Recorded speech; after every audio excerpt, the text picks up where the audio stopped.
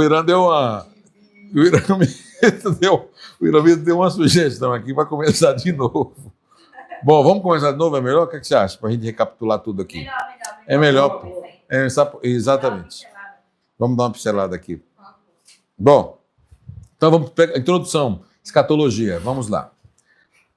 Tá? Escatologia. Escatologia é a doutrina das últimas coisas ou a doutrina dos últimos acontecimentos, tá bom? Então, esse é o estudo que quem já estava em Gênesis, o que era qualquer profecia que era relacionada ao futuro, o futuro da nação, o futuro de Israel, o futuro do povo, o futuro dos hebreus, o futuro dos judeus, o futuro da nação, se fosse relacionada ao futuro, já era escatologia. Então, a escatologia sempre existiu. A palavra escatologia não está na Bíblia, como também... Posso falar uma coisa? Como também... Trindade. Como também a palavra fé no Velho Testamento. A palavra, fica à vontade. A palavra fé.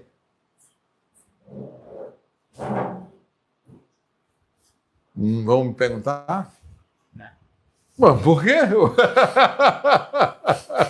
Como é que não tem fé no Antigo Testamento? É interessante. Entendeu? Como é que toda a Bíblia, o Antigo Testamento é o livro da fé e não tem a fé no Antigo Testamento? Não tem a palavra. Mas é essa que eu estou perguntando. A palavra fé, ela não tem no Antigo Testamento. Tem a ação da fé, a manifestação da fé, o testemunho da fé, a esperança da fé. Então tem muitas coisas que não estão na Bíblia, como, por exemplo, a própria Bíblia. Não está na Bíblia o nome. Por isso da importância de estudar a escatologia, como também essa expressão não dá. Agora, quando eu volto para vocês para dizer que a fé não está, mas o resumo de todo o Antigo Testamento é fé. Você só vai encontrar a palavra fé no Novo Testamento. A palavra fé. Mas existe uma passagem só, antes de começar, que tem fé no Antigo Testamento. Nós estamos falando aqui que não existe a palavra fé no Antigo Testamento. E olha que Abraão, Gênesis 2, é o pai da fé, mas não tem fé. Mas a ação da fé, a manifestação da fé, da criatura para com o seu Criador. Procura aí no YouTube e verifica aí se tem fé. Tem? Só tem num livro. Não tem, ó, isso mesmo, não tem. Tem, mas com uma tradução. Não. Não, é a forma, não é. Exato. A única, por isso da importância de estudar teologia. Porque essas terminologias que nós usamos, elas não estão, são termos técnicos que eu preciso estudar para facilitar a minha compreensão, para entender. Agora, como é que eu estudo o livro da fé e não tem fé no Antigo Testamento? Essa é para você, irmã Rosana. Só para começar aqui, para esquentar. Só existe, pesquisa aí, que hoje a gente tem esse negócio, Abacuque. Pode pesquisar aí. Abacuque. O justo viverá pela fé. É Abacuque? É. Abacuque 2? Hã? Não tem fé no Antigo Testamento. Só tem em... Não.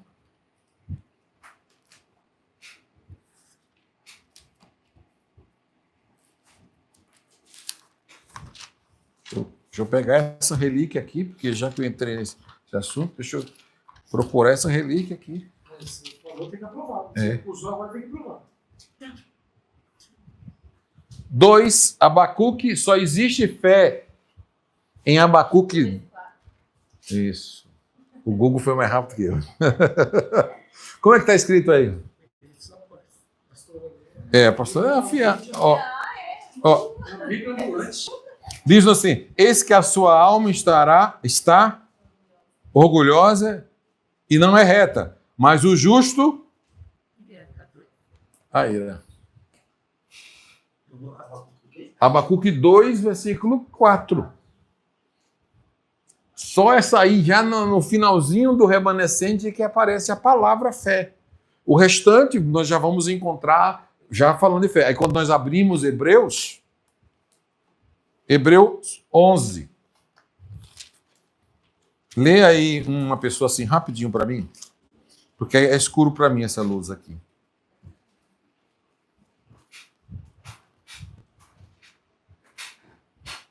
Hebreus 11. Hebreus 11. Então deixa eu ir aqui, tá? Ora, a fé é o firme fundamento das coisas que... E a prova das coisas que não se veem. Já tem aqui definição. 2, por quê? Porque por ela os antigos alcançaram testemunho. Pela fé entendemos que o mundo, pela palavra de Deus, foram criados, de maneira que aquilo que se vê não foi feito da forma aparente. Pela fé, Abel ofereceu a Deus, versículo 5. Pela fé, Enoque foi transladado, versículo 6, só o início, a parte A. Ora, sem fé é impossível agradar a Deus. Aí vai. Então, olha aqui para mim. A importância, na realidade, sempre foi fé. Tanto no Antigo Testamento, a salvação foi pela fé, e no Novo Testamento, sempre foi pela fé. Agora, olha que interessante, no Antigo Testamento não tem tanto esclarecimento. Teve que existir, vir uma pessoa para mostrar, para esclarecer como é que é a fé. A fé é só você olhar para tudo que aconteceu no Antigo Testamento, desde a criação, desde Adão, desde do próprio Deus. Quando cria o homem e a mulher e o homem cai, Deus abençoe. Pai Senhor, boa noite. Que o homem cai e promete o Salvador da humanidade, aí já entra a fé. Então a fé sempre teve no Testamento. Então, no Antigo Testamento também, a salvação, a paz. A salvação era pela fé. E no Novo Testamento da mesma forma. Agora, o Novo Testamento é recheado da palavra fé.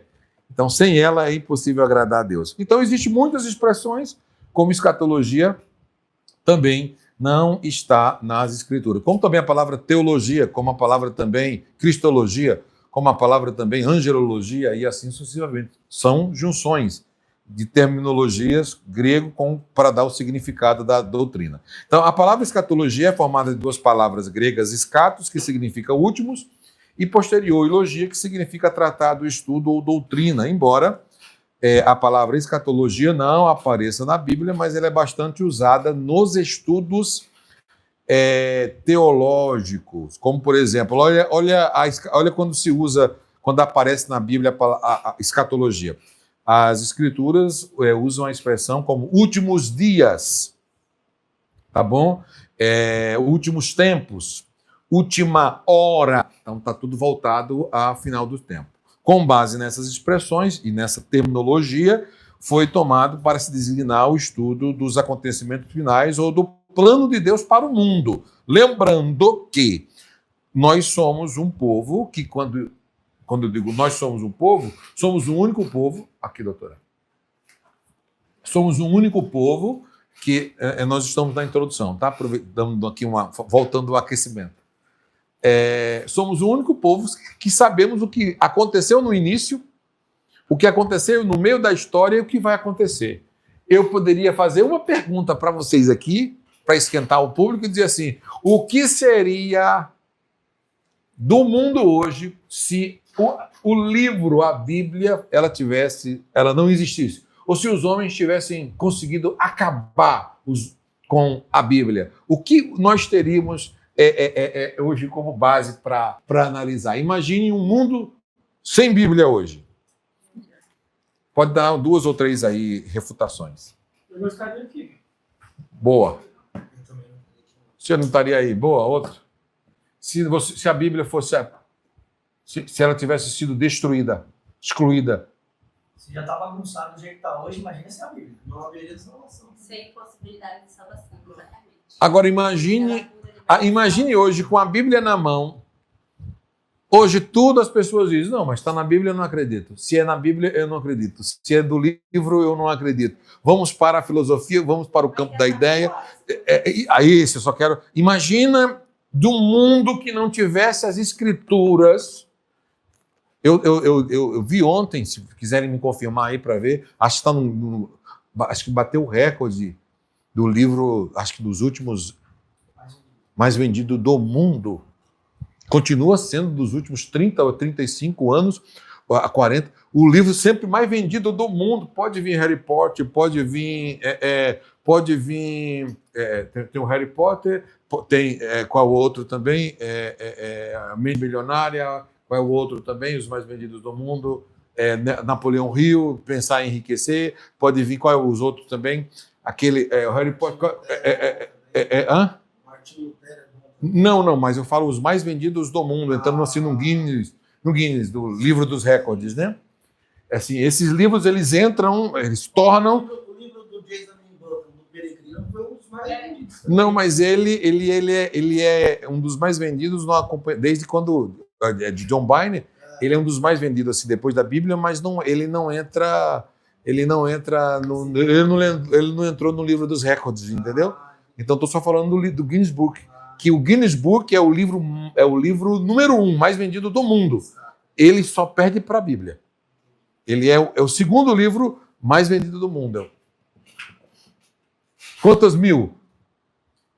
5 milhões de cópias vendidas. Em que período? Esse ano. Eu queria assim, uma estatística que tivesse relacionada a bilhões, tipo 56 bilhões, 52 bilhões relacionada ao período, entendeu? Que está dentro do livro dos recordes.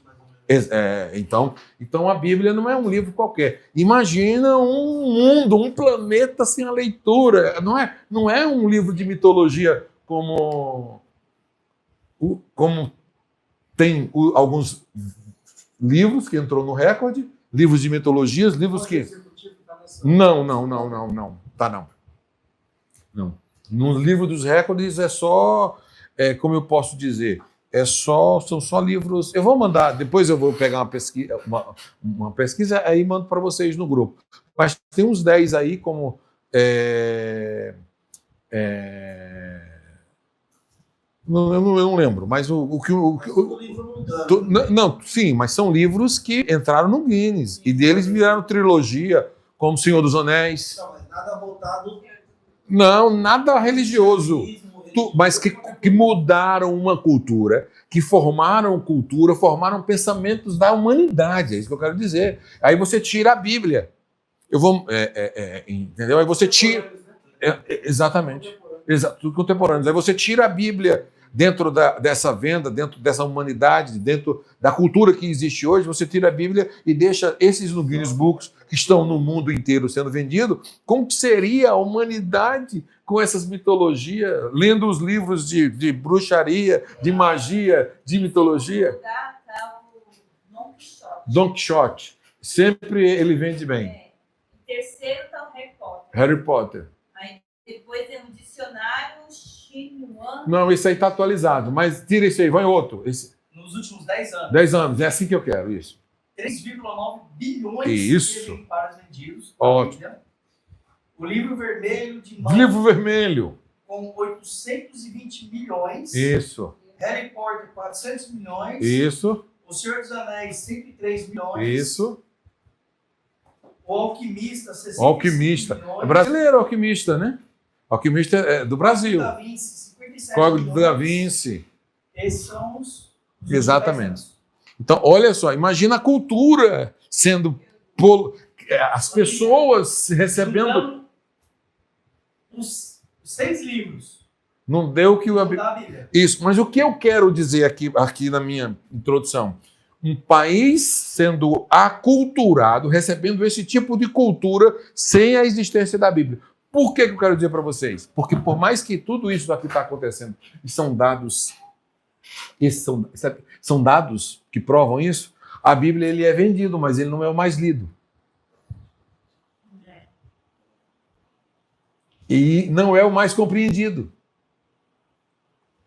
Entendeu? Então, ao ponto que uma sala como essa aqui, ela teria que estar estourando, explodindo de pessoas aqui querendo, eu estou falando literalmente, aprender as escrituras para poder ser envolvida pela cultura bíblica judaica cristã, para exatamente influenciar a nação. Agora aí, gente, eu teria que tirar, se a Bíblia não existisse, eu teria que tirar quem? A história de Israel.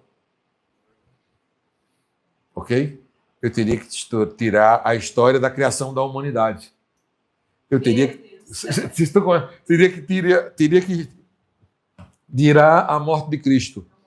Teria que tirar tudo, a vinda de Cristo. Teria que tirar tudo que é tipo de promessa para o futuro da humanidade. Você sabe o que é isso? O que seria, o que é de um ser humano, de uma humanidade sem a Bíblia?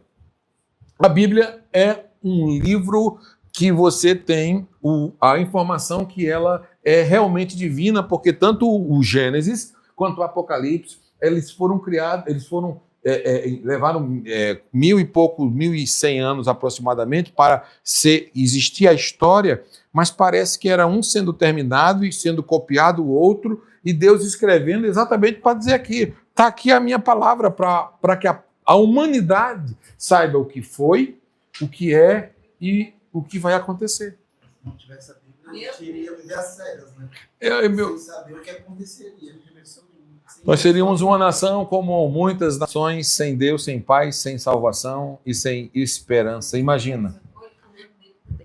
Bom, imagine como seria. Então, por isso da importância de estudarmos a Bíblia em relação ao futuro. Então, as últimas coisas fazem com que nós venhamos ser pessoas, nações, que através dessa cultura eu sei o que vai acontecer no futuro. Nós sabemos. Gente, saber o que vai acontecer no futuro é dizer assim, eu não estou no controle, mas quem eu sirvo está no controle da humanidade.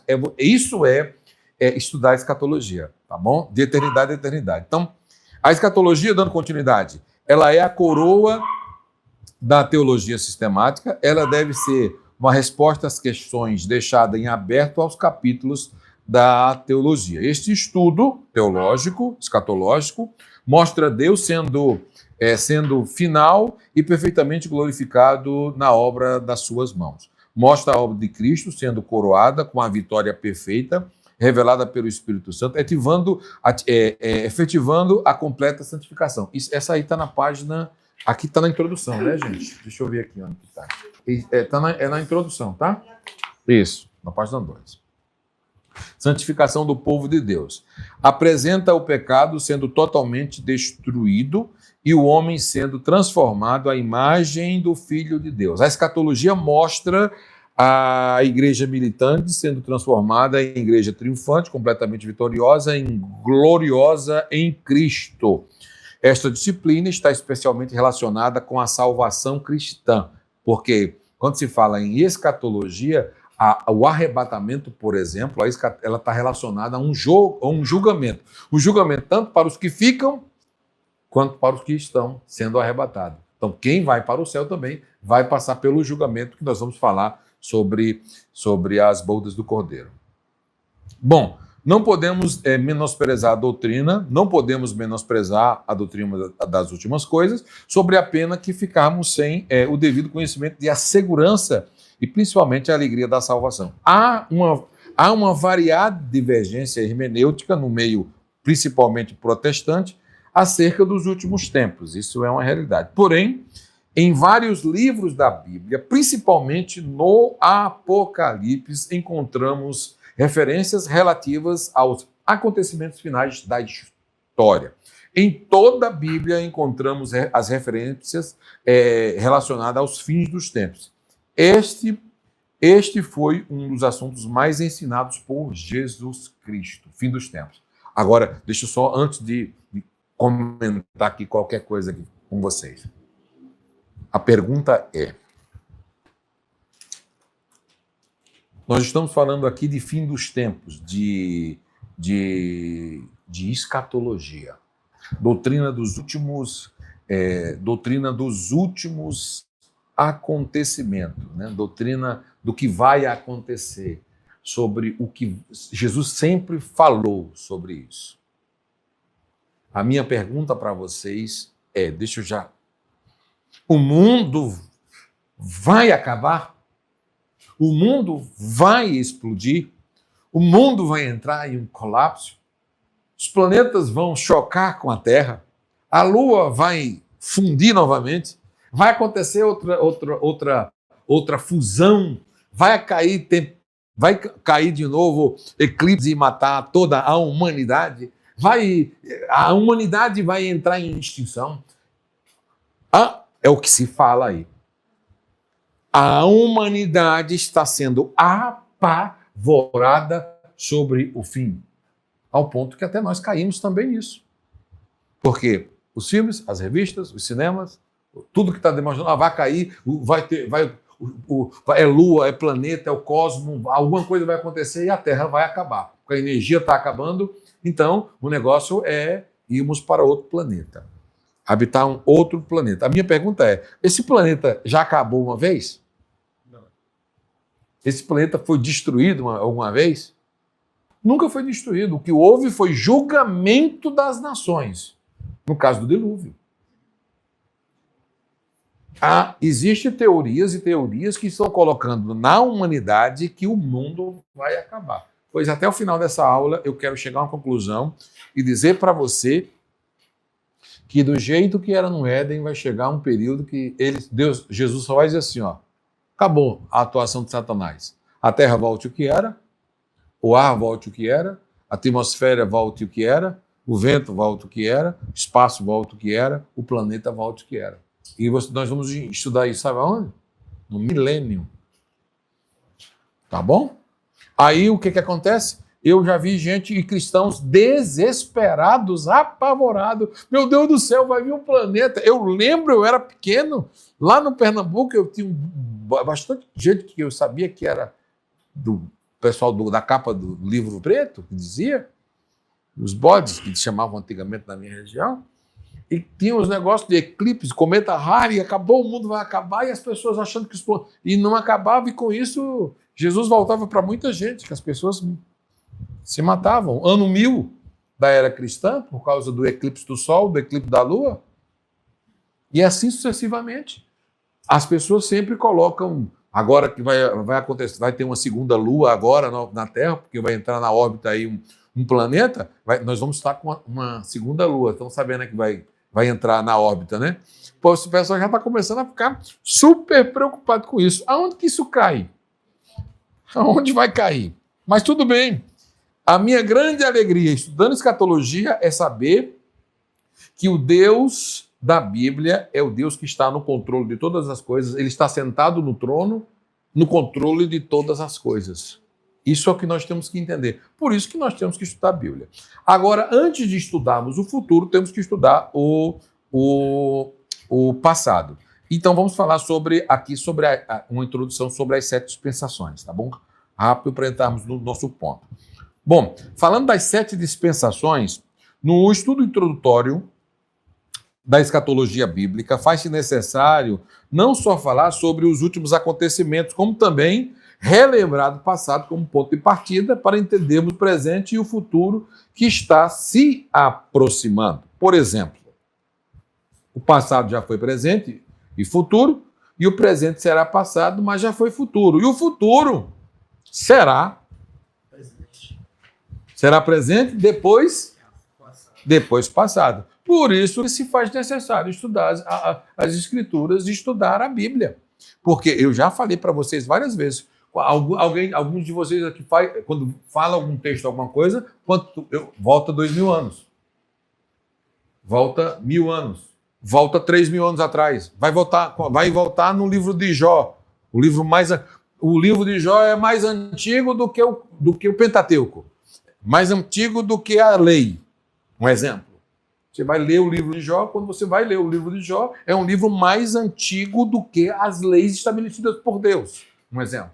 Então eu volto 3.000 anos, 4.000 anos, um exemplo, na história para voltar ao tempo para poder entender aquele livro, e às vezes eu encontro pessoas dizendo assim, nossa, a história de Jó, acha que não é fácil? A Bíblia não é fácil, nunca foi fácil, porque eu tenho que entender o passado, eu tenho que estudar o presente para poder compreender o futuro, porque aqui está tudo ligado. Está tudo inteiramente ligado. São revelações ligadas. Na prática aqui, por exemplo, na própria revelação bíblica da escatologia, foi dito ao apóstolo João na ilha de Pátimo, no mar Egeu, quando ele escreveu o livro do Apocalipse. Escreve estas coisas que viste, ponto, passado.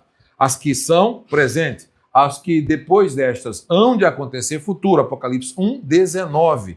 Então, o próprio Jesus diz, o que você vê, olha só, ele fala assim, ó, olha só, escreve. Por que escrever?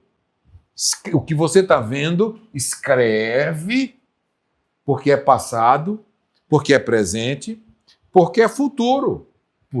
Aí eu digo hoje eu estou em pleno século XXI e você diz que você vem para uma aula normal. Se você não trouxer uma caneta, um lápis, o coração aberto, o coração com a simplicidade de querer aprender, de querer mudar, e de querer ser renovado pela revelação das Escrituras, você vai ter um grande problema, porque eu estou encontrando o próprio Jesus pedindo para nós escrevermos. Nós temos que escrever, ler, meditar, estudar as Sagradas Escrituras. Por quê? Dispensação, o que é a dispensação? Dispensação é um período de um tempo. Isso aqui é importante, tão importante, que a partir desse assunto aqui, do Dr. Scofield, que aplica sobre as 70 semanas de Daniel, a nossa interpretação da Bíblia, ela vai até o arrebatamento.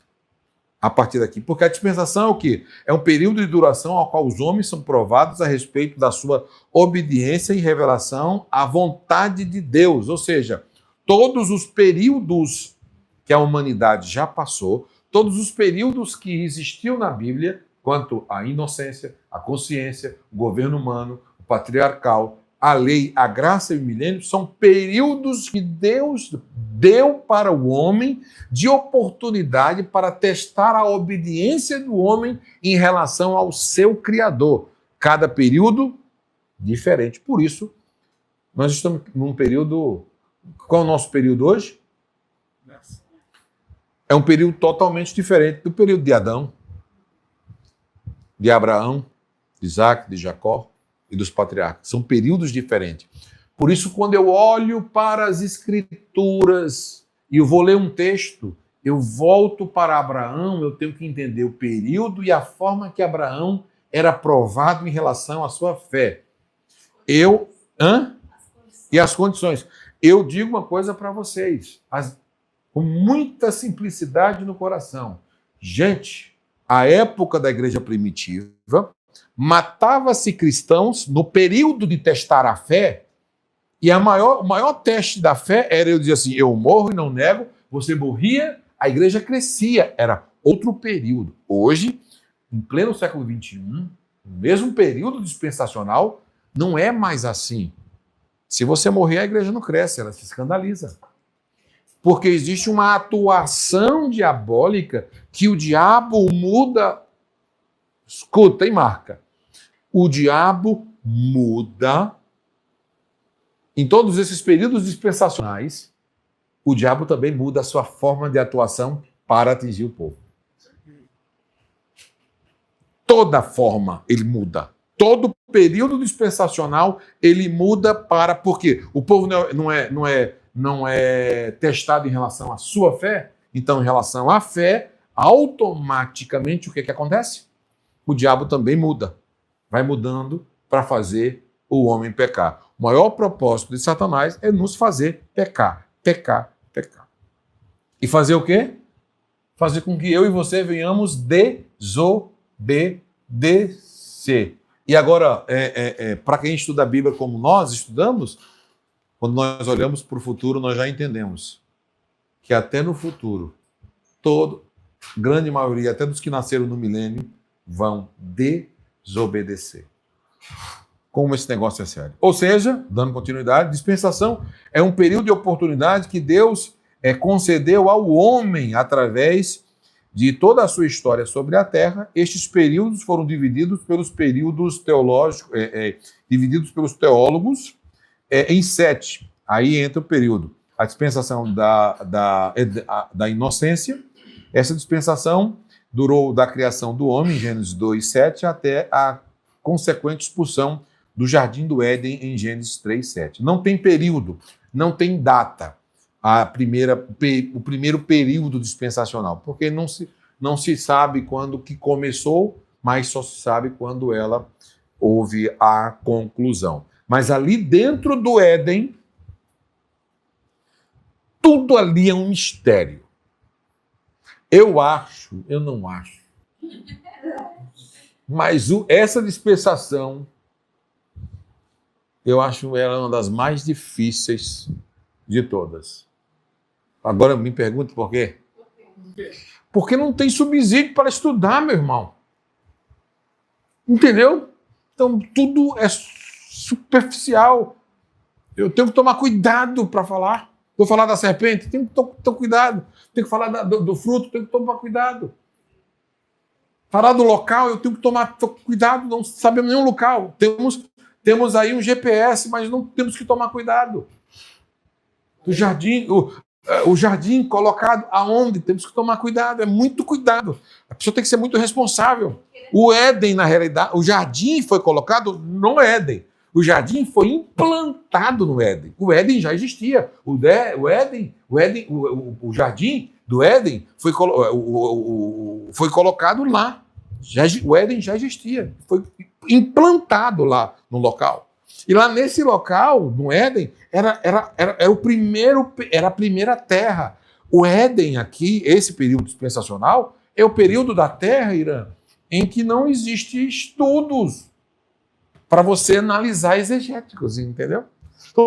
Tudo, o primeiro homem, não dá para ter uma definição real, plena do corpo, da imagem, da semelhança, se o homem brilhava, se não brilhava.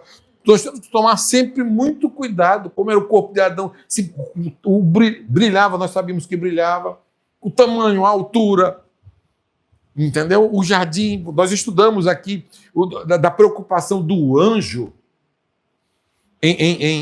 por que eles foram expulsos, a árvore do conhecimento, por que Adão esqueceu de comer e Eva de uma coisa importante, se tinha 2 árvores lá, por que comeram só uma, entendeu? Então é uma dispensação que ela exige muita cautela para quem vai falar dela, muita mesmo. A serpente no paraíso, a forma, se era serpente, se não era serpente, se ela andava em pé, se ela andava sentada, se ela falava, se ela não falava. Então tem todo... Eu estou falando na minha simplicidade de professor, porque é um livro que é uma dispensação, né? Que é tão complicada que nós não sabemos o início dela, mas só tem o fim. E o fim dela aconteceu quando? Quando os homens pecaram e foram expulsos, Adão e Eva. Então é uma dispensação que não tem subsídio para estudar. Além do que escrito, só não entendeu. Aí eu teria que mandar um e-mail para Adão. Um exemplo. Adão, tira uma dúvida aqui. Agora eu vou falar... Não, pronto. Agora eu já aproveitar que você tocou nesse assunto. Não, tá vendo?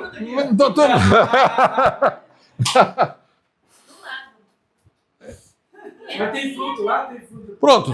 Agora, por exemplo, ó. Eu não ia entrar, mas, por exemplo, eles comiam. Saía por onde? O corpo. Como que funcionavam as fezes? Como que era a decomposição? Nem vou entrar nisso aqui. Mas vocês já imaginam, vocês entenderam? Como que era esse primeiro Adão? Porque eles comiam. Entendeu? Então, como que era a defecação? Como que era todo o processo, a decomposição? Como era isso no Éden? Então como era que comia e ficava onde? Então, como era o corpo? Então, o primeiro Adão talvez não era como o nosso. Então, o corpo do Adão não era como o nosso corpo. Então, as frutas do Éden não eram como as nossas frutas. As árvores do Éden não eram como as nossas árvores. A terra do Éden não era como as nossas árvores. A serpente falou. A serpente falou. Então, era normal a serpente falar, andar, caminhar. Então, ali já tem um outro grande dilema, que é por que Deus permitiu essa serpente conversar? Por que eles não comeram da árvore? Se tinha a árvore do conhecimento do bem e do mal e tinha a árvore da vida, e por que não comeram da vida também? Depois que comeram depois que pecaram, por que não já foram lá direto comer? Por que esperaram? Estou só aqui soltando para você ver como é uma dispensação, como é um período, ainda em Gênesis, só no primeiro capítulo, que é, gente, que tem aqui na minha cabeça, eu não posso nem estar falando, porque senão a gente vai começar a acreditar no que a galera, os loucos andam dizendo. Então, Adão poderia não comer, porque a própria terra que poderia o sustentar de alguma forma. Então tem um monte de teoria. Poderia não comer, mas ele também... como poderia? Porque para que a terra foi preparada? Não, mas eu digo, você não comesse da fruta. Hã? Que a Eva ofereceu. Se Adão não comesse, aí ele viveria eternamente. E ela seria expulsa. E ela viveria em pecado eternamente. Outra coisa, até hoje Eva estaria aí, viva. Teria proibido casamento. Até hoje é. Como seria a procriação sem o homem e uma mulher? Não, meu, haveria. Adão estaria morto até hoje, Eva estaria viva até hoje. Escuta, para você ver como o negócio é sério. Já termino esse assunto. Adão estaria morto até hoje, todos os homens de Adão até hoje tinham morrido. Todo mundo poderia estar tendo relacionamento com Eva, porque Eva seria a mãe e estaria viva até hoje, nunca morreria. Foi até mulher, então. Se ela comesse da árvore da vida. Se ela comesse da árvore da vida. Entendi. Você falou Adão morresse, mas Adão ia comer. Não. Quem comeu primeiro foi Eva. Sim. Ele comeu. Ela já estava condenada. Ela já estava. Ele não. Ele foi por livre e espontânea pressão. Amor. Agora, por exemplo, existiu amor ali? Existiu. Claro. Você não foi a primeira vista. Não. A primeira vista, isso é... Eu acho que só tinha ou a única vista. Uma única vista. Eu acho que ele se compadeceu da companheira. Então, por exemplo, eu vou só soltar, só vou provar, para pular, só para pular do período dispensacional, porque eu não... Por exemplo, eles foram expulsos ou eles escolheram? Primeiro fez. Foi expulso. Foram? Mas por quê? Eles escolheram. Mas por quê? Eles foram orientados. Na verdade, é a partir da escolha deles, né? Foi consequência da escolha, né? Isso, mas por que foi expulso? Eles Por causa da desobediência, né? mas eles tinham ali, era livre-arbítrio ou livre escolha? Eu acho que não tinha livre-arbítrio É. Tinha livre-arbítrio. Viu? Senão Deus não permitiria. Não, a livre-arbítrio eu desejo escolher. E por que se tinha livre-arbítrio, então por que Deus proíbe? Por que Deus fechou? Por que Deus colocou um anjo? Por que Deus tirou o jardim? Isso só é inocência, tá? Por exemplo, tipo assim, tinha um livre-arbítrio que ele voltasse lá e passasse pelo anjo e morresse. Ele fosse lá, tentasse entrar no Éden, um exemplo. O homem ia voltar. O que tem de importante no Éden?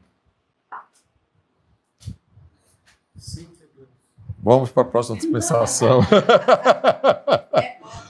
Segunda. O grande sinal escatológico é a destruição definitiva. Agora tem a maior profecia, tá lá também. Gênesis 3,16. A derrota definitiva de Satanás. Gênesis capítulo 3, versículo 15. A primeira revelação escatológica sobre o futuro, onde existiria morte, ressurreição, calvário e derrota de Satanás. Ali ele derrotou o primeiro Adão e o próprio Deus prometeu o segundo Adão para derrotar Satanás na cruz. A derrota de Satanás na cruz, ele já prometeu. E aqui o que eu acho uma coisa que eu acho sensacional em Gênesis 3, capítulo 15, é a profecia ser direcionada que nasceria da semente da mulher. Aqui é uma promessa pela fé, que nasceria da semente da mulher, nasceria um homem. Gente, nós sabemos que mulher sozinha não consegue gerar.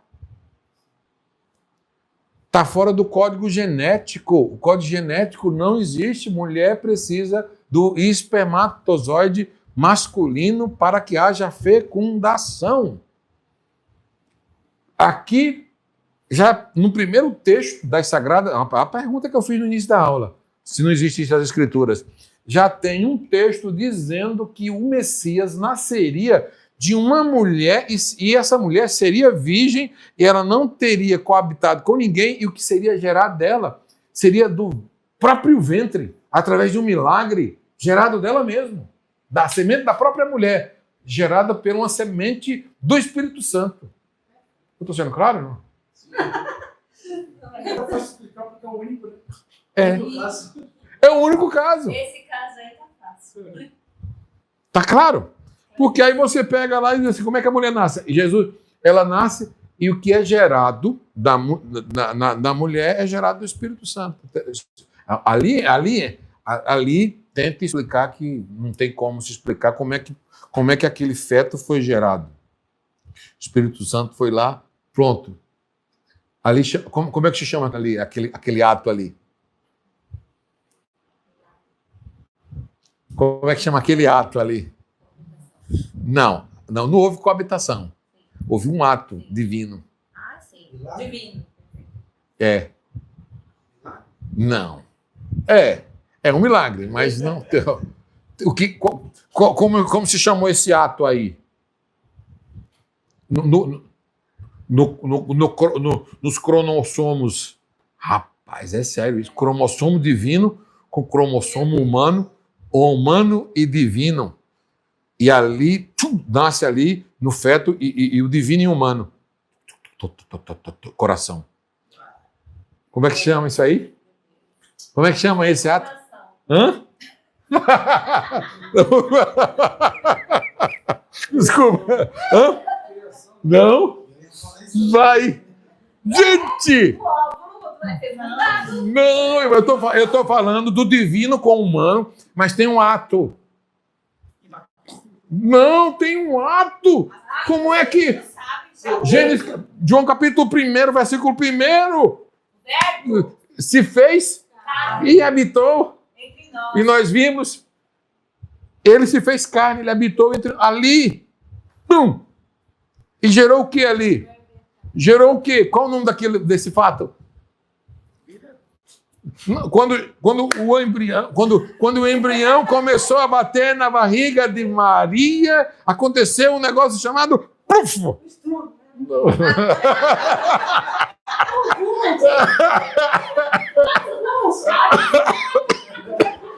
Dá uma dica. É um mundo, né? Professor Girafales. Aí eu vou falar, ô Chiquinha, ô Chaves.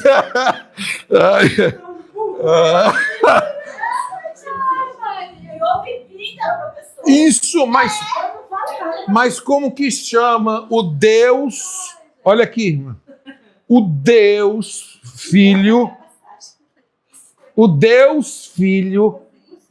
encarnando em uma mulher. A encarnação do Filho do Homem, prometido em Gênesis capítulo 3, versículo 15. A promessa. Tudo isso aí que eu falo da promessa, que era encarnado? É. A gente tá ruim. Encarnado. Tudo isso para falar encarnado. Ele foi encarnado. Ele deixou a sua glória. Ele deixou a sua divindade e se humanizou no ventre de Maria. Isso é chamado da doutrina do kenosis. Vê aí o que significa kenosis. Kenosis. Vê aí o que significa. Kenosis.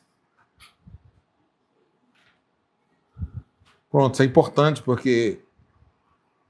É um conceito da teologia cristã que se refere ao esvaziamento... Opa, por favor, leia, doutor. Doutor, leia aí em voz alta, por gentileza. Kenosis. Kenosis, é grego. É um conceito da teologia cristã que se refere ao esvaziamento da vontade própria de uma pessoa e à aceitação do desejo divino de Deus. Kenosis. No Novo Testamento, é o esvaziamento de Jesus que se humilhou por nós, assumindo uma natureza humana com todas as suas limitações, mas sem pecado. Obrigado. Tira a print agora. Kenosis. Cristologia, não é? Hã? Olha aí, ó. É isso. É cristologia. Nós estudamos. Eu estava falando, porque também não dá para lembrar de tudo, vocês, né? Eu sei, é muita. Mas nós estudamos isso em cristologia. Coloca no grupo aí, porque na realidade é kenosis. É o esvaziamento do divino se transformando em humano. O esvaziamento, meu irmão. Kenosis. Certo, doutora? Derrota. Segunda, a dispensação antediluviana. Põe o kenosis aí, porque isso é legal, dá até para pregar sobre isso aí, viu, Irã? Sobre o kenosis. Só não dá para colocar como tema, né? Não. Irmãos, o tema da mensagem hoje é kenosis. Não. É de comer, de passar no cabelo. Aqui a gente já sofreu com encarnação. E outra coisa, boa você falar. Encarnação não. Encarnação. Boa você falar. Encarnação não é reencarnação. Ele foi real, ele nasceu realmente. Exatamente, ele encarnou, gerado. A encarnação, na hora que a pessoa, a alma, ela vem e aparece do lado. Essa teoria muito explicada que você disse, a fecundação, da geração... É kenosis. Então, é kenosis, né? Outras denominações, seitas, né? Pegam isso e por isso que o Espírito Santo é esposo e Maria é esposa, né? Meu amigo. A Igreja Católica tem esse conceito, né? Exatamente. Porque quem é o pai de Jesus, na realidade quem é o pai de Jesus? Não. Quem é o pai é o Espírito Santo. Por causa da doutrina do kenosis mal interpretada em que ele está falando. Porque aí eles dizem... Tem um cara com um predador. Quem teve relações sexuais não foi o Espírito Santo? Então, o menino nasceu, quem é o pai de Jesus? Não é Deus. O pai de Jesus é o Espírito Santo. E a mãe de Jesus? Quem é a mãe de Jesus? Maria. E Deus? Maria está aí por causa dessa teoria. Vamos sair do kenosis, porque nós estudamos isso em cristologia. Mas isso é seríssimo, tá? Bom, dispensação antediluviana. Coloca o kenosis aí no grupo. Dispensação antediluviana, da consciência. Essa dispensação vai da queda do homem em Gênesis 3 até o dilúvio em Gênesis 7. O tempo de duração foi cerca de 1656 anos. Senhoras e senhores, a partir daqui eu posso... Olhem, agora vocês podem olhar para mim e dizer assim, agora eu posso ter mais segurança para falar. Porque eu tenho dados, eu tenho história, eu tenho Bíblia, eu tenho aí um início e um fim. Quando começou a dispensação da consciência? Depois da queda. Depois da queda é um outro... gente, nunca esqueçam disso. Tudo depois da queda é outro. Não analisem o Éden igual. Nunca. Certo, irmão? Nunca estude o Éden da mesma forma depois da queda. o mundo, a nação, a humanidade, tudo caiu. Esse nosso planeta vocês, se você pegar Jerusalém antiga, você vai ver que eles têm que fazer escavações para poder. O tempo vai crescendo, vai criando terremotos, guerra, e a cidade vai ficando para baixo, gente. E você tem que escavar e ficar descobrindo as coisas. E você passa nas vias dolorosas, nos lugares, ou ele está alto, ou está lá embaixo.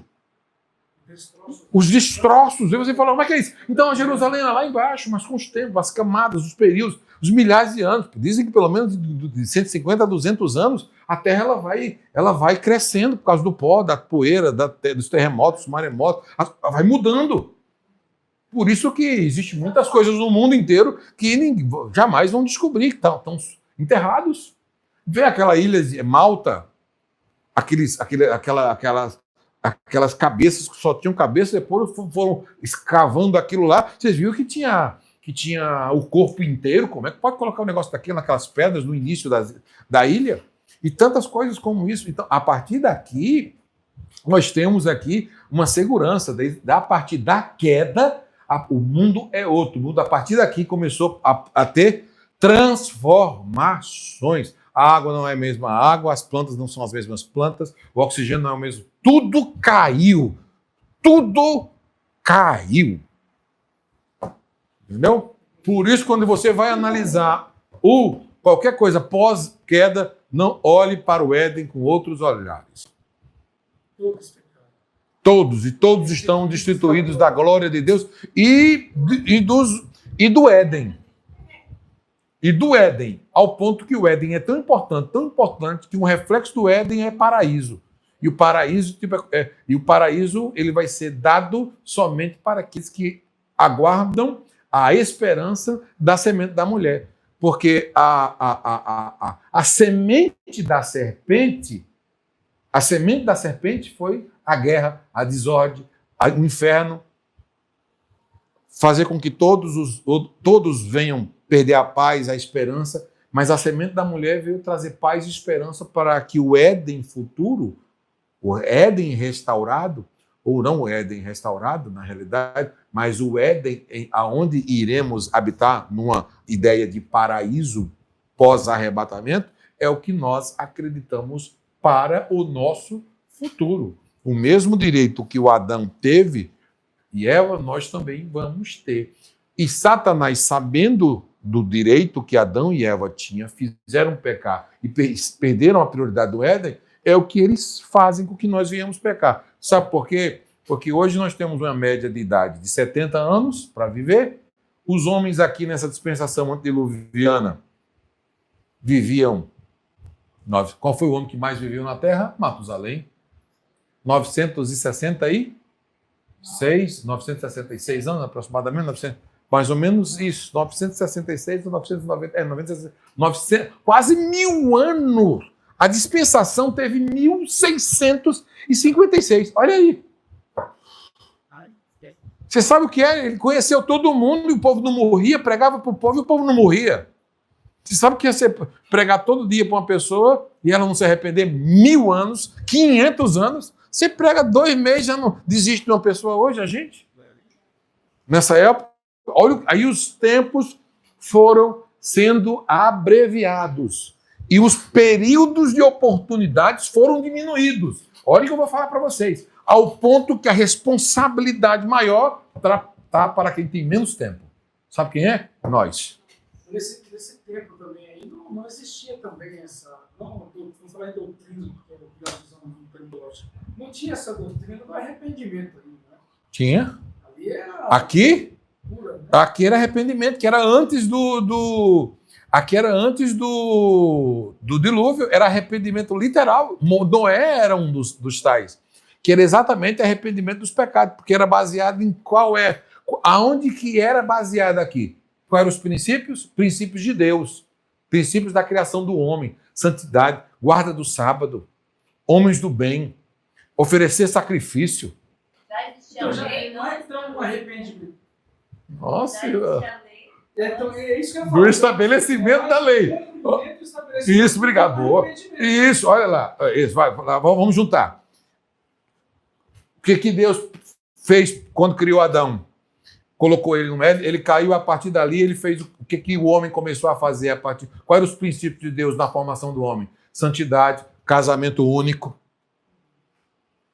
Ali, santidade, separação, adoração, único e verdadeiro Deus. Começou por aí. Aí o que começou? A partir da queda, fez o quê? Vários deuses, adoração a várias imagens, a vários outros deuses, poligamia, vários casamentos, e houve tudo que era desobediente à orientação do divino. Aí levantou os profetas, Enoque. Enoque era um homem tão puro para essa geração aqui antediluviana, é um sinal escatológico. Enoque, tão puro Enoque era tão puro, tão puro, tão puro, tão puro, tão puro, que Deus arrebatou para ele não sentir a morte. Inclusive a rapé é a primeira vez que tem arrebatar, ser tirado vivo. E Enoque foi Enoque era um pregador da época dessa geração e que iria vir o quê? Era um julgamento divino, viria sobre a terra, se arrependam. Não era um evangelho da graça, era um outro. Não era se arrepender, não era obedecer. Sim, era se arrepender para obedecer. Precisava se arrepender. E o arrependimento estava em quê? Deixar as práticas, por exemplo, o que era que mais acontecia aqui nesse período? Por que literalmente houve o dilúvio? Porque aqui já estava na 11ª geração pós-Adão. Já é um problemaço. De Adão para lá, a 10ª, já tinha esquecido de todos os mandamentos estabelecidos por Deus. Então, automaticamente, quando a gente lê Gênesis, quando a gente lê esse texto aqui, de Gênesis 6, por exemplo,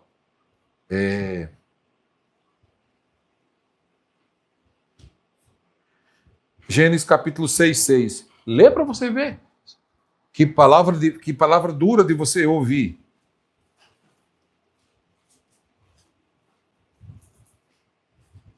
O 6 e o 7. Pode ler até o 9. Só para ler em voz alta, por favor. E arrependeu-se o Senhor de haver feito o homem na terra, e isso o afligia em seu coração. E o Senhor disse: Eu destruirei o homem e a quem criei da face da terra, tanto o homem quanto o animal, e as coisas rastejantes, e as aves do céu, pois me arrependi de havê-los feito. Mas Noé encontrou graça aos olhos do Senhor. Noé e a família. Então, nessa dispensação aqui, é uma passagem que usa que usa metáfora para que eu possa entender qual era o sentimento de Deus em relação à geração daquela época. Aqui fala que Deus se arrependeu. Mas não é arrependimento humano. Não, claro, não tem não. Sim, tá. Não. Ele se arrependeu dele, né? Sim. Ele está ali. Porque, Ele está ali numa... falando eu com eu mesmo. Opa, você está certo o que você está falando. Sim. Ele vai falar com quem? Porque exato, boa. O que? Me arrependi, tá ligado, mano? Então, né? Deus é Deus. E olha, você comentou... Mas eu não conheço, eu conheço muito pouco de Velho Testamento. Mas eu tenho, para mim, dentro do que a gente já leu de novo, pouquíssimo também. E a gente vai dar uma pescoçada, a gente é levado lá dentro. Eu vejo mais uma coisa de obediência do que pecado. Claro, não está ligado ao outro. Mas a obediência, tanto no velho quanto no novo, é o mesmo. Sim. Porque a obediência vai gerar fé, certo? Sim. E a fé é que vai salvar. Mas eu não vi ainda a questão do arrependimento. Não, essa expressão... Arrependam-se dos seus pecados. Arrependam-se dos seus pecados. Porque essa expressão é do Novo Testamento. Sim, então. Por isso que o arrependimento e a mudança, a conversão, ela não está tanto aqui, né? Ela está aqui mais em obedecer. Né? Mas aí que está. Tanto no Antigo quanto no Novo, a semântica muda, pode mudar, mas o significado é o mesmo. O nome, por exemplo, a salvação não existia, não existia salvação, a palavra a pessoa salvação, era justificação. O homem era justo pelos atos praticados. Então, não existia essa expressão, essa forma. Não era justo porque foi justificado. Exato. Era justo das obras. Entendeu? Então, por isso que é um outro período dispensacional. Então, eu estou dentro... Bem-vindo à escatologia. Exatamente. Aí nós, quando chegar em escatologia, já é outra forma. Aí é graça pura. Ao ponto que, olha esse texto que você leu aqui, que você comentou, aqui na corrupção, tem uma outra parte no versículo 6, olha o que diz, ó. E aconteceu que, como os homens começaram a se multiplicar sobre a face da terra, então, capítulo 6, o primeiro versículo. Só aqui, Deus já está olhando e dizendo assim, meu Deus. Mas essa multiplicação aqui não foi boa, porque uniu-se os filhos do bem com os filhos do mal. Uniu os filhos da serpente com da mulher. As duas descendentes. Os de Abel e os de Caim. As duas descendências se uniram, foram separadas. Deixa eu falar uma coisa, do bem. Deus pediu para separar, amaldiçoou a geração. Foi para cá. O tempo foi passando, aí lá na frente, com a transformação, com as mudanças, 11 gerações depois, a população crescendo, eles se uniram novamente e essa união não trouxe bem. Fez com que os filhos de Deus, automaticamente, os que praticavam o bem, se uniram com as mesmas mulheres e comentaram as mesmas práticas e se virou o que virou e deu o salseiro novamente. Hã? Exatamente. Né? Mas isso aqui é muito sério. Aqui disseram que não. Um texto que eu quero que vocês marquem para vocês estudarem, que pesa para mim ler. O 6:3.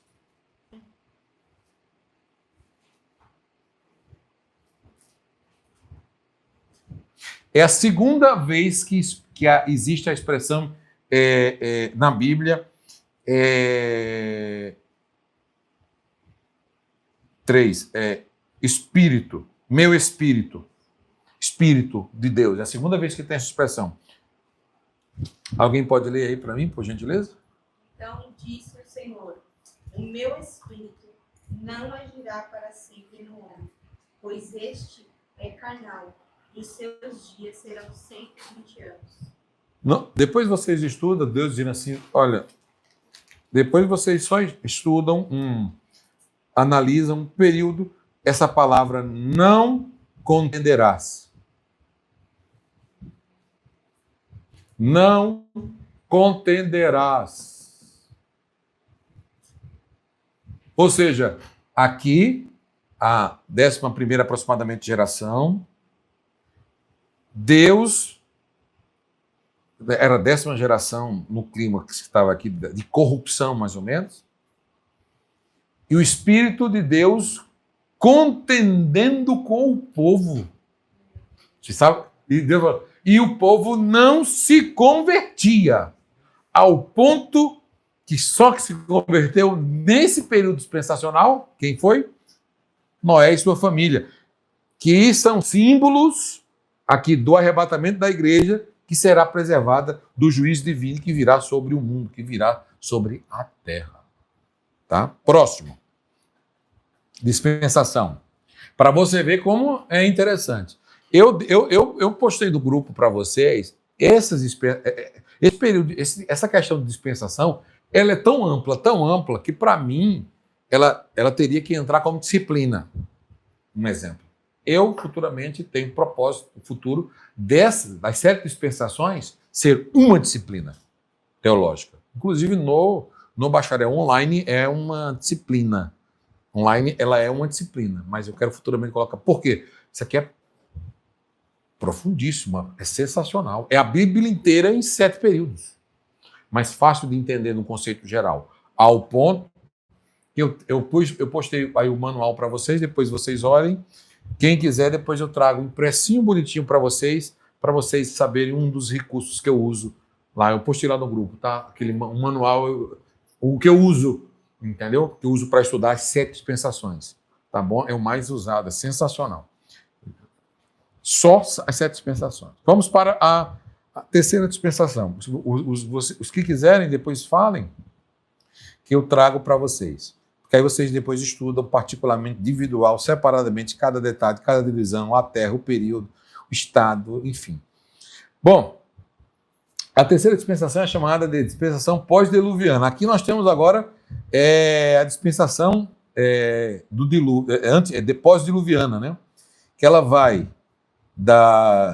do dilúvio, né, em Gênesis 7, até a chamada de Abraão em Gênesis 12. Opa! Eu tenho aqui, de novo, eu tenho datas. Então, essa dispensação aqui, a terceira dispensação, a pós-diluviana, ela foi pequena, hein? Olha o período. Ela vai do dilúvio de Gênesis 7 até Gênesis 12.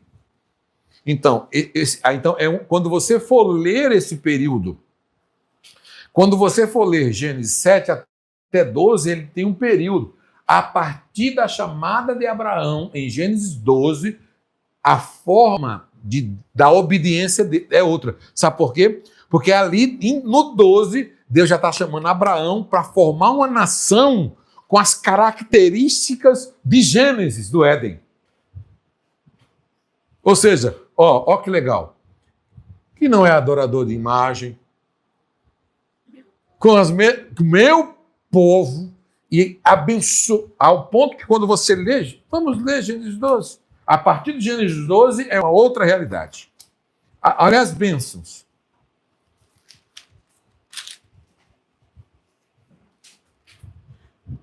Agora, o Deus de Abraão, que eu li com vocês em Gênesis 6:3, um Deus que tinha se arrependido de ter criado a humanidade, por causa que o povo não mais...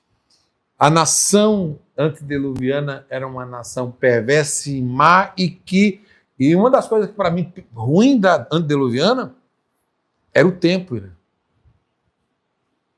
Que tempo? Que tempo? Tempo ou tempo? Tempo.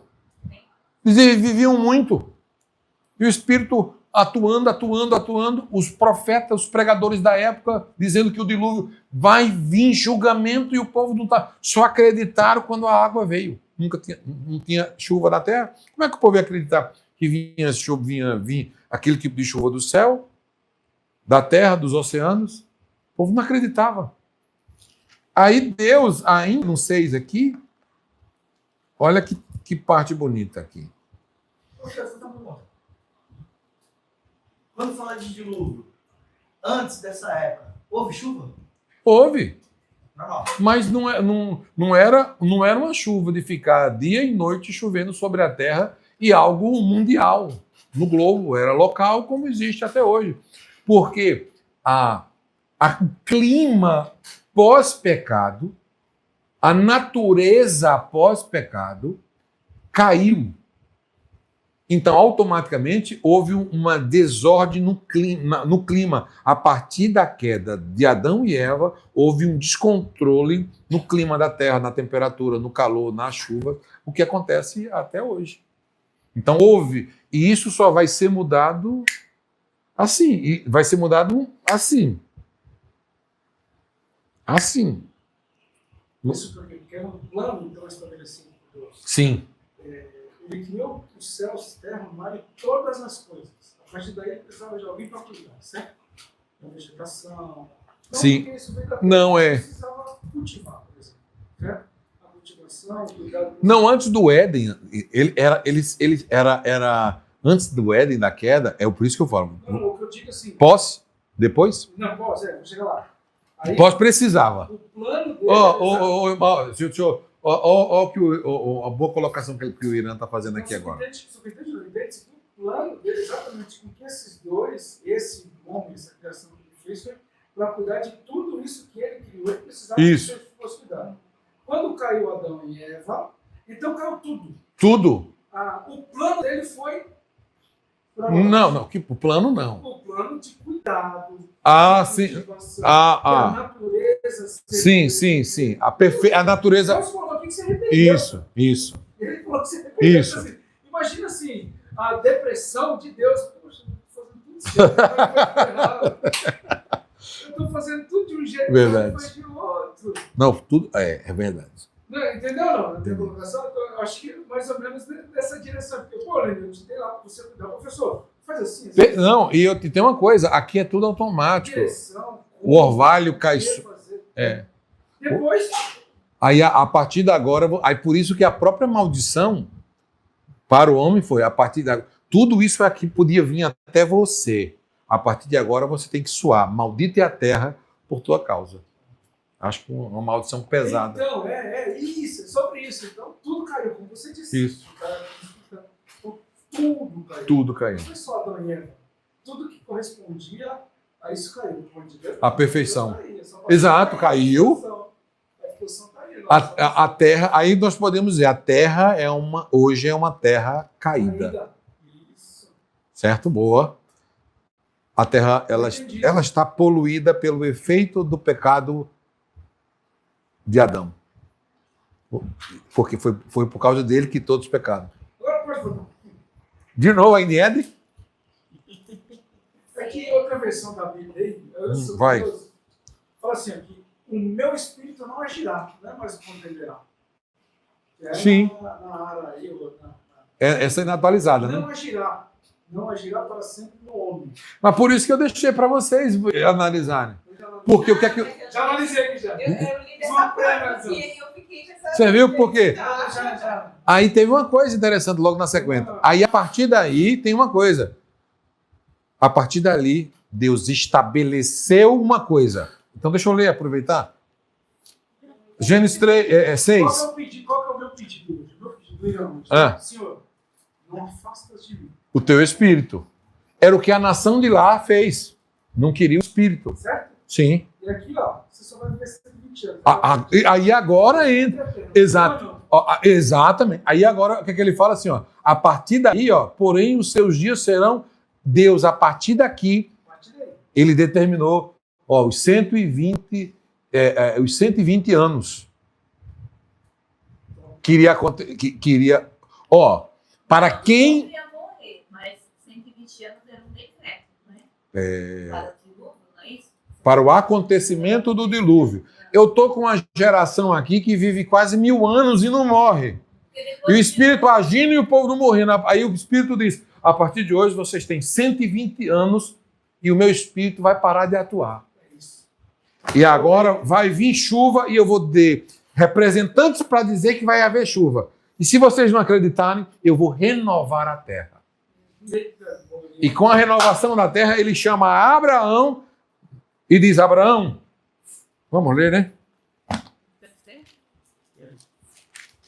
Glória ao Pai Eterno. Por isso que tem que ler Gênesis a partir de Abraão diferente. Gênesis 12.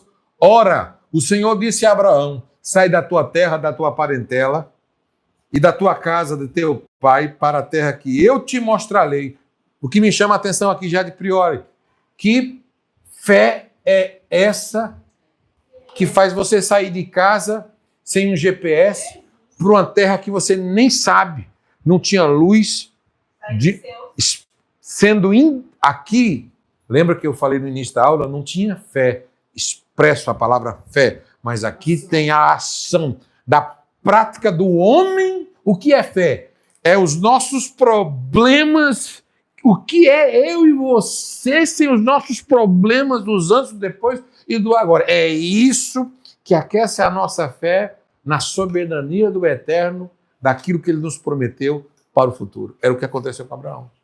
Então, Deus diz para ele, sai da tua terra, da tua parentela. É o seguinte, não é lá em São Paulo, nem no Nordeste, nem no Sul. A terra não existe ainda, tá? Ela existe, na realidade. Não é Pernambuco, não é Exu, não é Bodocó, nem na... E aí Abraão fala, como é que é? vai que eu vou te mostrar. Abraão larga tudo, deixa os deuses, família dos deuses, deixa tudo que tinha, larga a idolatria de Ur e diz assim: de você eu quero o que eu prometi para Adão. Eu quero uma nova nação que não adore a deuses, a imagens, que adore um Deus verdadeiro. Aí ele fala assim: eu quero, a partir daqui, o meu povo. Ô, gente, a partir daí Deus está querendo... E olha, e não é que a partir de... deixa eu só comentar rápido. Não é que a partir de Abraão que Deus levanta a nação de Israel. Não é que a partir de Abraão que surge os hebreus. Não é que a partir de Abraão que surge o hebreu, depois Israel, depois Israel, depois israelita, depois os filhos de Israel... E a nação Israel é decretada nação em 1948, e Israel, desde quando foi decretada nação, vive em guerra até hoje. Vocês viram o que foi que o Irã fez ontem com quase 200 mísseis em direção, e ninguém consegue destruir. Pega a arqueologia, se tivesse aqui eu ia mostrar para vocês, não tem lógica se não for a mão de Deus naquela terra. É um pedacinho de negocinho aqui, com um sol gigante do lado, fogo aqui, foguete aqui, e a terrinha vai se permanecendo, e a terrinha bem pequenininha. E o Israel que está ali não é o prometido daqui de 12 não, tá? É tudo aquilo lá. Todo o Oriente é a terra prometida. Diz alguns estudiosos que essa terra que Deus prometeu a Abraão, só quem conseguiu ela foi Salomão. Na época na época áurea de Salomão, toda a Palestina, toda a união dos reinos, sem divisão. Depois começou a divisão, dividiu. Bom, tudo isso aqui é profético e escatológico. É bom estar acontecendo essas coisas e eu ministrando aula de escatologia, que eu não vou usar o sensacionalismo, mas eu vou usar aquela questão do espírito profético do acontecimento.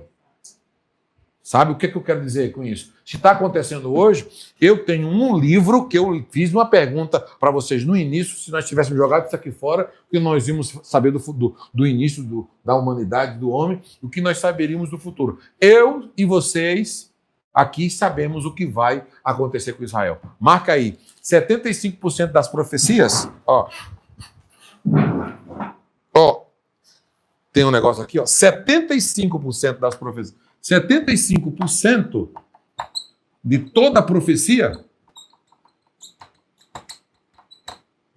bíblica, ela é direcionada, sabe para quem? Para Israel. 75%. Tudo que está aqui. 75%. Sabe o que eu quero dizer? Que esse povo aqui é um povo escolhido de Deus, Israel. Essa nação é uma nação eleita. Aqui, essa nação aqui, dentro da escatologia, ela é o relógio profético. E essa palavra ela é tipicamente existente pela existência de 3 árvores: figueira, videira e oliveira. Figueira, vocês vão entender. Primeiro, figueira, videira e terceiro, oliveira. Então Israel não está ali simplesmente por estar. Essa profecia, quando você lê a partir de Gênesis 12, a forma de entender a Bíblia é outra. Orai pela paz em Jerusalém. Olhai para figueira. Figueira. Quando você ouvir essa, olhai para a figueira. Ele está falando o seguinte: olhai para Jerusalém. Quando a videira, quando a oliveira, quando a figueira brotar. Isso aqui, aqui a gente tem que ficar de olho lá. Orai para que exista paz em Israel. Não pode existir lá em Israel um decreto. Sabe de quê? Um decreto, sabe de quê? Não pode existir lá um decreto de paz. Não pode. No decorrer das aulas eu explico. Mas ninguém vence Israel. É a menor nação, mais novinha, a nação mais bebê que existe. Decretado nação em 1948, se não me falha a memória. Então, Israel é todos os descendentes de Abraão. Por isso que o entendimento do futuro escatológico, se nós não voltarmos aqui para Abraão, não vamos entender absolutamente nada. Então, essa dispensação aqui de Abraão, e também ela é chamada de dispensação essa dispensação aqui do governo humano pós-diluviana. A partir daí, aqui, ó, nesta dispensação, Deus dá uma formação às primeiras nações. Aqui, ó. Olha o problema aqui que acontece na apostila. Porque aqui Deus, as nações existentes na Terra começou a ser dividida. Gênesis 10, 25. Aí o que foi? Surgiram quem? As organizações, as sociedades, as primeiras principais civilizações, como Babilônia, a Síria, os egípcios. Babilônia era o quê? Quando você fala assim, Babilônia era o quê? Dentro de uma visão cristã, adorava vários deuses. Os egípcios adoravam a Síria. Povo todos maus. Um foi destruindo o outro. Aí, pequenininho, Deus diz assim, no meio dessas civilizações, eu vou chamar aqui um grupo, um homem. Desse homem eu vou fazer, desse hebreu, eu vou fazer uma nação. Só que essa nação, desse homem, eu vou querer desse homem, eu vou querer um povo meu verdadeiro, que é os judeus. Vamos para o que nos interessa. Porém, os homens aqui tiveram um problema sério, né? Porque já que nessa dispensação eles quiseram construir a Torre de Babel. Aqui teve um problema sério, que mais uma vez quiseram chegar até o céu. O poder. Esse negócio de arranha-céu não é só da sociedade de hoje, não. Aqui já tinha. Nimrod é um símbolo literal do anticristo. Símbolo de poder. Quem tem a maior pirâmide tem o maior poder. Agora eu vou falar uma coisa para vocês, hein? Deus é tremendo, hein? É nessa dispensação aqui que há a confusão das línguas. Todo mundo falava o mesmo idioma. Depois da Torre de Babel, houve a proliferação das línguas. Os que se entendiam se reuniram em grupos também e começaram a sair e criar outras nações, outros povos com outras línguas e assim sucessivamente. Então, a partir de Gênesis 10, nós encontramos isso daqui e tem uma coisa interessante, é que o povo era forte quando falavam uma língua e enfraqueceram quando não se entenderam. Ainda não parece muito com a gente, não? Desculpa. O povo era forte.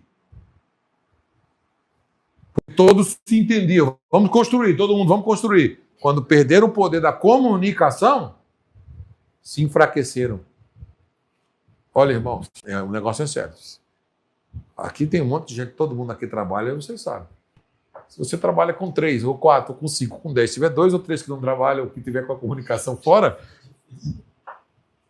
se você é casado, se você não se comunica bem, aí você enfraquece, é um só. Por isso que a fortaleza está na comunicação. É uma mensagem forte da época em relação. Deus teve que mexer na comunicação da humanidade para fazer eles não se entenderem, para poder começar uma nova geração, outras gerações. E virou um caos isso aqui. Aí, a partir daí, teve um outro período, né, que é a quarta dispensação, que já entra quem? Já tem agora estabelecido uma família depois de Abraão, que aí é de Gênesis 12, que é a dispensação patriarcal. Essa dispensação vai da chamada de Abraão até a dispensação da lei no Monte Sinai. Como é que é? Então, vai até Êxodo 20. Então, esse período é interessante porque o tempo de duração foi 430 anos, mas a lei foi dada a quem? A lei foi dada a Moisés. Então, vai até a lei, ao estabelecimento dos 10 mandamentos. Então, a lei foi dada a Moisés, mas a graça veio por intermédio do Senhor e Salvador Jesus Cristo. Quando que veio a graça? Quando que começou a graça? Vamos ler, para a gente ver a graça aqui, que eu preciso terminar essas 7 dispensações. Segura essa pergunta aí, viu? Bom, dispensação da família. Então, por exemplo, o tempo de duração foi 430 anos, né? Em cada dispensação ou época, Deus sempre preservou uma família ou uma linhagem justa. Sempre teve justos ou remanescentes. Assim como Noé e sua família foram escolhidos por Deus, cada dispensação teve. Nesse caso aqui, é a dispensação chamada dispensação de Abraão, de Isaac e de Jacó. A minha pergunta para vocês eu não vou poder entrar muito nesse detalhe para mim poder encerrar hoje essa aula. A esposa de Abraão podia ter filho? Não. De Isaac? Não. E de Jacó? Agora você imagina quando Deus chama Abraão em Gênesis 12 e diz e promete para ele, dizendo que vai fazer dele uma grande nação e queria multiplicar a sua descendência como as estrelas do céu e como a areia da praia, e agora a sua mulher não consegue ter filho, aí depois a sua própria geração, o seu filho não consegue, e os seus netos agora também, as esposas não conseguem. É o Deus do impossível e também um Deus da fertilidade. Eu vou falar uma coisa para vocês aqui, antes de encerrar esse assunto. Nem sempre a pessoa é estéril. Nem sempre. É Deus que serra a madre. Até porque ele relata, né, na Bíblia, o Senhor observou a madre de Ana, por exemplo.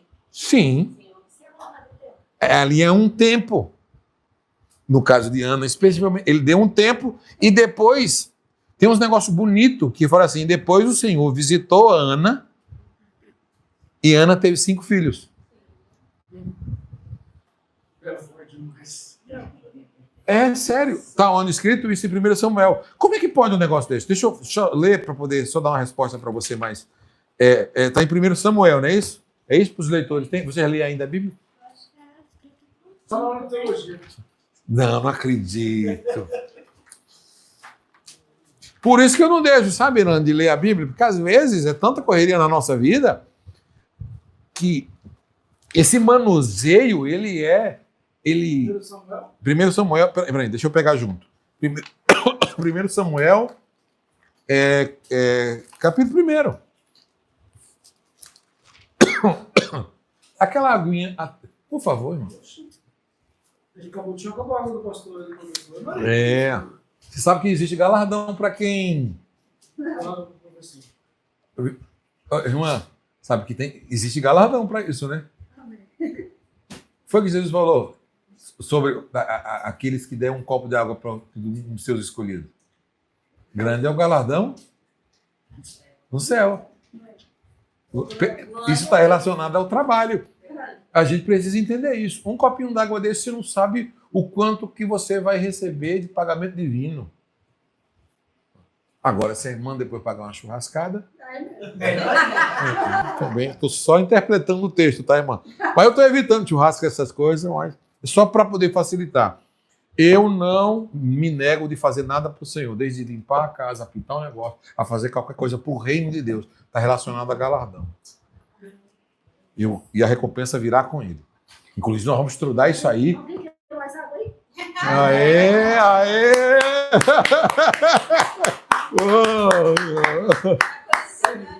Muito bom, Selma. Primeiro Samuel, deixa eu ler aqui. É o 2:21. Não, é um mesmo. É um. Nossa, eu estou sentindo um cheiro de linguiça. Ai, irmão, eu não quero. Gordura, né? Quando Deus se lembra dele, é 19. E a churrasqueira tá logo ali. Leia apenas o texto primeiro para mim. Versículo 1. Ora, havia um certo homem de Ramataim, Zofim, no monte de Efraim. O seu nome era Elcana, o filho de Jeroão, o filho de Eliú, o filho de Tou, o filho de Zuf, um efrateu. Tá bom, obrigado. Olha aqui para mim, nos meus óculos. Olha aqui.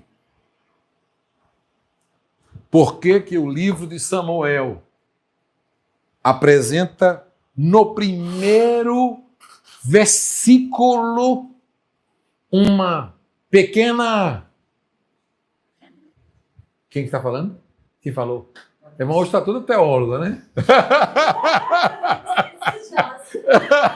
Hoje ela lembrou de uma coisa aqui que foi de todos vocês, viu? Não, desculpe, segura aqui. Eu lembrei daqui uma vez, lá na igreja, na parte de cima, que ela falou um negócio tão bacana que eu falei, repete. Vocês lembram? Foi tão legal. Foi tão legal. Foi tão legal que ela inspirou. Aí, inspiração é uma coisa bacana, né? A gente tem que deixar ser usado mesmo. Mas vamos voltar aqui agora para nós dois se lembrar. Por que essa pequena está no primeiro capítulo e no primeiro versículo de Samuel? Por quê? Está dizendo do pai, de onde que o pai era, quem era o pai era e quem os seus descendentes. Primeiro, senhoras e senhores, é que aqui o filho Samuel, que iria ser sacerdote, que assumiu uma posição, para ele ser sacerdote, ele precisava de linhagem sacerdotal. Esse menino precisava ser perfeito em tudo. Sabe o que é perfeito em tudo? Bonito, aparecendo o dedo, tudo. Aquele menino tem que ser perfeito. Tem que ter um defeito na unha, Samuel. E não somente isso. Os seus descendentes, os seus pais, os seus familiares tinham que ser sacerdotes. Por isso que o primeiro texto aqui já prova isso, para dizer que o Deus que escolheu Samuel é um Deus que sabia o que estava fazendo. Agora, outra coisa que eu quero dizer para vocês é o seguinte. No versículo 6, pode ler aí, irmã que você falou aqui. 6. Sim, 1:6. A sua rival a provocava excessivamente para a irritar, porquanto o Senhor lhe havia cerrado a mão. Tem outra tradução? E porque o Senhor tinha deixado estéril, sua rival provocava continuamente a fim de irritar. Boa tradução. Deixado. Diferente. Qual a tua tradução? E a sua competidora excessivamente a irritava para embravecer, porquanto o Senhor lhe tinha cerrado a mão. A mesma? Então, você está vendo que é Deus que fez. Deus que encerrou. Esse encerrar aqui está relacionado, Deus ter dado assim, fechado por um momento. A minha pergunta para vocês, aproveitando aqui, só para concluir esse assunto aqui, aonde está Deus em tudo isso aqui? Aonde está Deus? Por que eu estou perguntando isso para vocês? Porque dentro da nossa visão de fé... Não, essa mulher aqui, Deus está no controle, sim. Mas Deus sabia que estava fazendo na aprovação, gerando fé em Ana. O problema gera fé, as circunstâncias geram fé, a nossa oração gera fé, o nosso clamor, o nosso pedido de assim, Senhor, eu quero um filho homem, é teu. Eu quero ele assim para ti.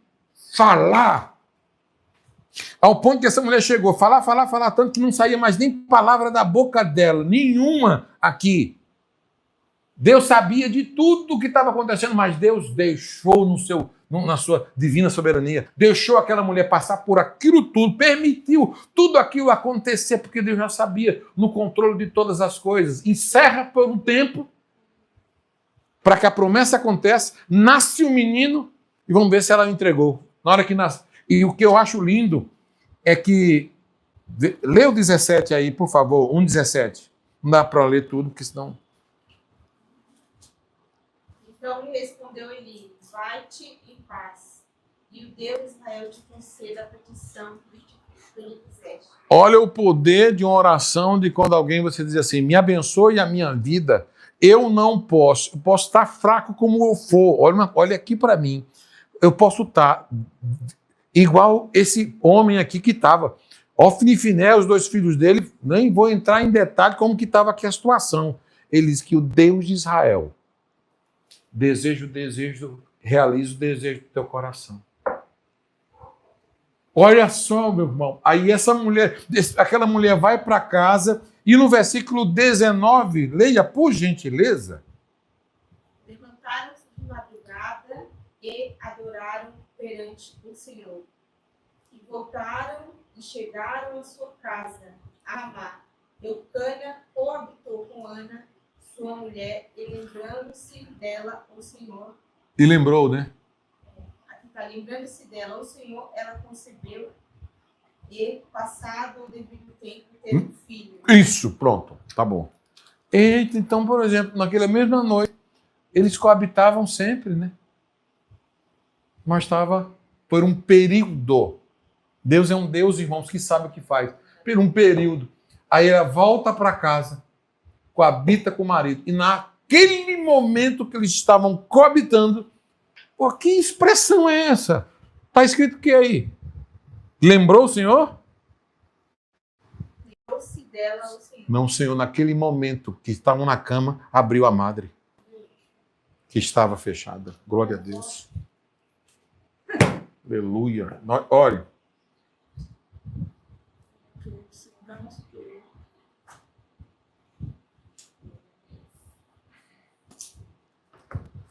Aleluia.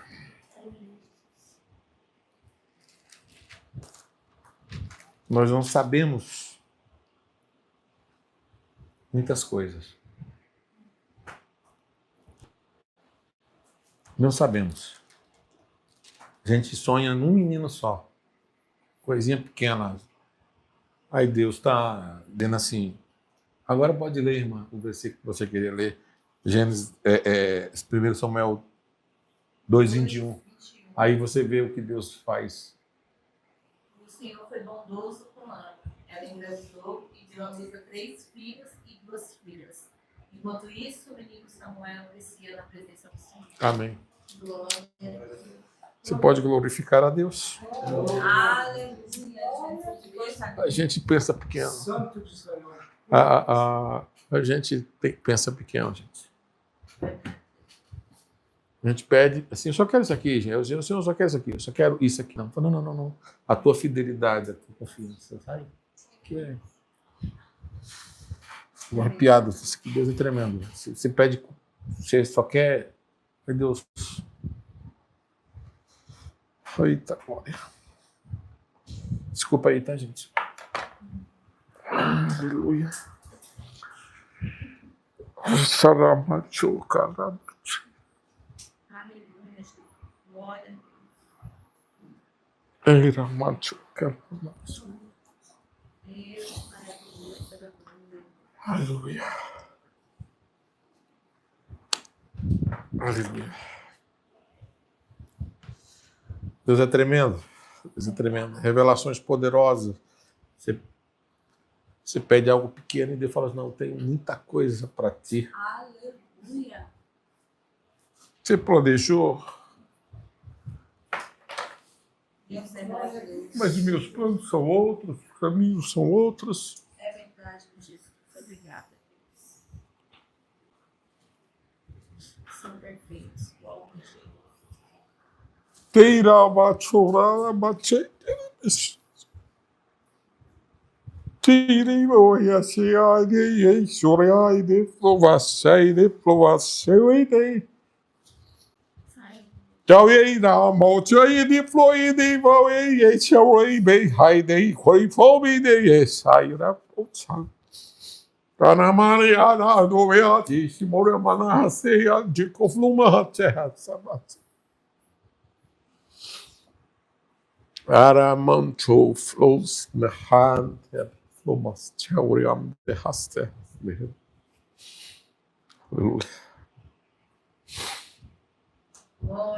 Glória. Nem vou falar mais o assunto, senão não vou conseguir falar, tá, gente? Não, nem vou entrar mais nesse assunto, senão não vou conseguir dar continuidade.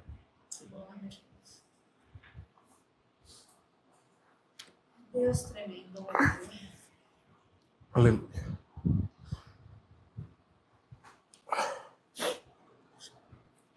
Próxima dispensação, antes de encerrar, dispensação da lei.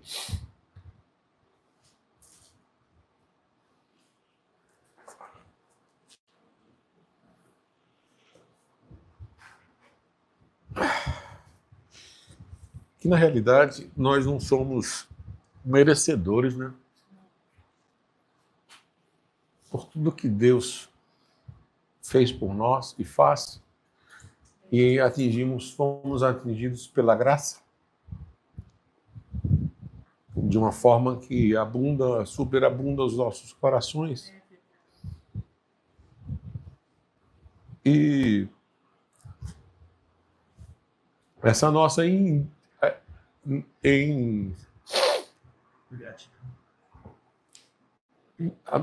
essa nossa insignificância, pequenez, de nós acharmos que não somos merecedores, é aí que eu lembro de Calvino, que diz assim, quando nós achamos realmente que somos indignos e merecedores, é aí que realmente a graça nos alcança. Aleluia.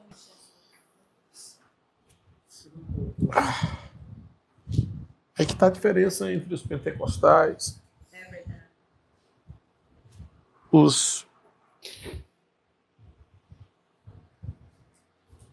dos tradicionais. É verdade. É dar vazão ao Espírito Santo e ter essa experiência que jamais terão se não abrir o coração. É verdade. Dispensação da lei. Essa dispensação durou da outorga da lei. Olha que legal entender isso aqui. Da outorga da lei do Monte Sinai em Êxodo 20 era a morte de Cristo. Calvário em Gálatas. Cerca de 1445 anos. Então essa dispensação ela é dividida em 3 períodos. Importantíssimo, que é o período teocrático. Aqui, né, durou cerca de 465 anos. Neste período, Israel ainda não tinha um regime humano de governo, né? Deus era quem guiava o povo e indicava os líderes, como no caso de Moisés. Josué, Samuel, juízes eram levantados por Deus nesse período. Durou da saída do Egito até a inauguração do período monárquico com Saul. Eu acho que um período tenebroso. Período monárquico, que durou 490 anos. Esse período foi inaugurado com a dinastia desastrosa de Saul, mas depois consertada por Deus na escolha, não é nem consertada, né? Mas sim, porque foi o povo que escolheu, por Davi. Tá bom? E o terceiro período, já direto aqui, o próximo período é o período gentílico. Pode pular direto. Este período durou cerca de 605 anos e é conhecido como o início da plenitude dos gentios. Mostra Israel sob o domínio de 4 impérios mundiais: Babilônia, Medo-Persa, os gregos, macedônios e romanos. Bom, aqui, para concluirmos a sexta dispensação, nós vamos falar a partir da próxima aula. Eu não consigo falar mais, porque se eu falar aqui eu vou me acabar. estou sentindo a presença de Deus muito forte, então não dá para dar aula desse jeito, né? Então, a partir da próxima semana, na próxima quarta-feira, nós iremos estudar sobre a dispensação do Espírito Santo, tá bom? Ou dispensação da graça que nós estamos. Então, se eu entrar nessa aula aqui, eu já estou com o Espírito Santo aqui já queimando no meu coração. Vão ter que me levar para casa. Tá bom? Deus abençoe a todos vocês. Graça de Deus e o seu Espírito fortaleça e aqueça os nossos corações nesses tempos de tanta dificuldade. Obrigado a todos os alunos que estão assistindo, no nome de Jesus.